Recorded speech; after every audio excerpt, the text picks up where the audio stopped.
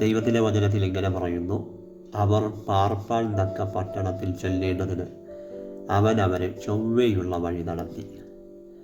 Israel മക്കൾ 40 വർഷമായി മരുഭൂമിയിൽ അവർ കിടന്ന് വട്ടം കറങ്ങുകയാണ്. ഒരർത്ഥത്തിൽ പറഞ്ഞാൽ പിതാക്കന്മാർക്ക് വന്ന വീഴ്ച നിമിത്തമാണ് അവർ മരുഭൂമിയിൽ കിടന്ന് വട്ടം കറങ്ങുന്നത്. അവരുടെ ആ കഷ്ടതയുടെ നടുവിൽ അവർ നിലവിളിച്ചു. ദൈവം അവർക്ക് ഉത്തരം നൽകി. അവരുടെ സകല ഞെരുക്കങ്ങളിൽ നിന്നും ബുദ്ധിമുട്ടുകളിൽ നിന്നും അവരെ ദൈവം വിടുവിച്ചു. അവർ വാഗ്ദത്തത്തിലേക്ക് എത്തേണ്ടതിന് അവരെ നേരെയുള്ള വഴി നടത്തിയെന്ന വചനം പറയുന്നത്. ഈ ദിവസങ്ങളിൽ ദൈവസന്നിധി പ്രാർത്ഥിച്ചാട്ടെ. നമ്മുടെ ജീവിതത്തിൽ ഒത്തിരി ബുദ്ധിമുട്ടുകളും പ്രയാസങ്ങളും ഒക്കെ വരുന്നുണ്ടെങ്കിൽ നമ്മുടെ കുറവുകളെല്ലാം ഏറ്റുപറഞ്ഞ് ദൈവത്തോട് പ്രാർത്ഥിക്കാം. ദൈവം നമ്മളെ നേരെയുള്ള വഴി നടത്തട്ടെ.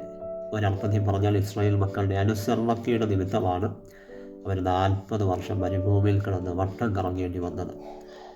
ഇന്ന് നമുക്ക് ദൈവസന്നിധി പ്രാർത്ഥിക്കാം. ദൈവം നമ്മളെ നേരെയുള്ള വഴി നടത്തട്ടെ. ആമേൻ.